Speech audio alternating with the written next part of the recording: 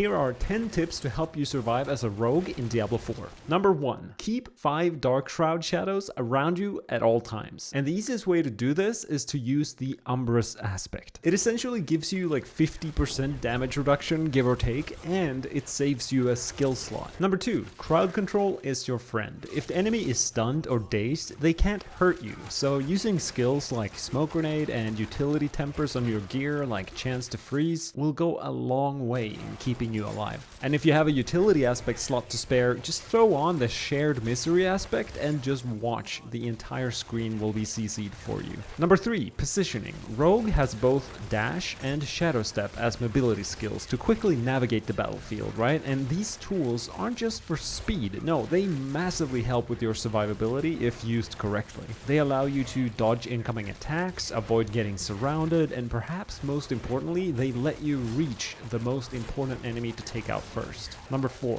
Target priority. If you play Diablo 4 long enough, you start to notice a pattern in the enemies that are killing you, like the Corpse Bow Ballistas or the now infamous Desecrator that thankfully got nerfed in the latest patch. Most scenarios you end up in have an ideal order of killing the monsters around you. One simple rule of thumb is to aim to kill the ranged enemies first, and also any enemies that can CC you.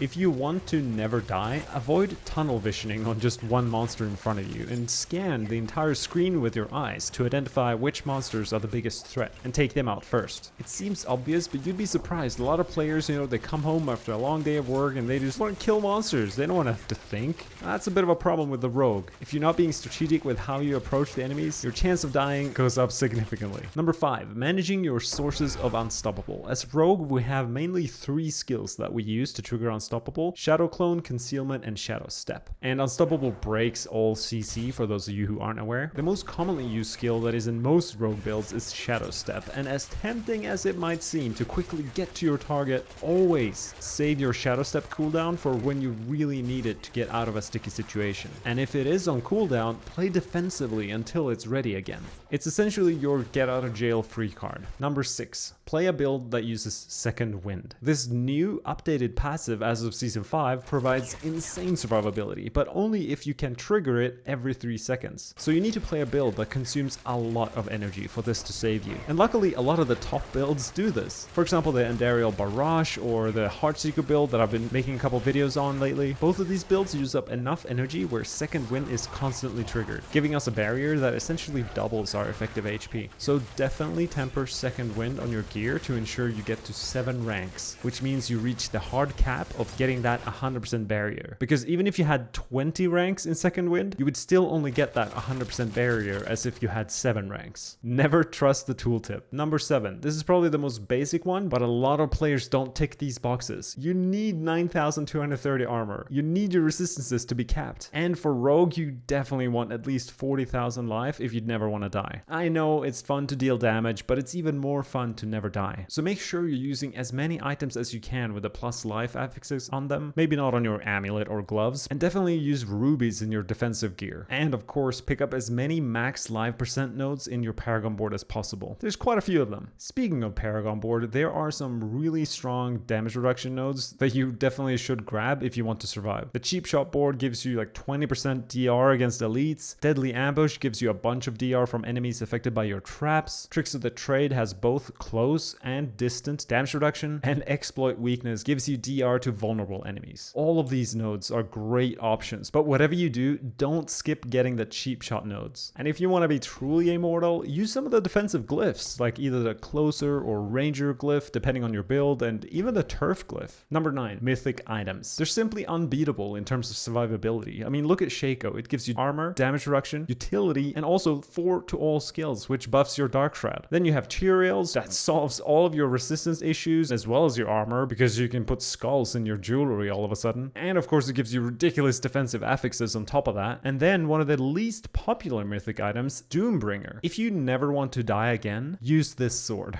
Number 10. If you don't have mythics yet, use any of these defensive aspects. In S tier, I put Umbrous. A tier, Might, although it requires you to use a basic skill. And then the rest of the aspects on the screen are all good options after that. If you think a new rogue player would find this video helpful, leave a like on this video.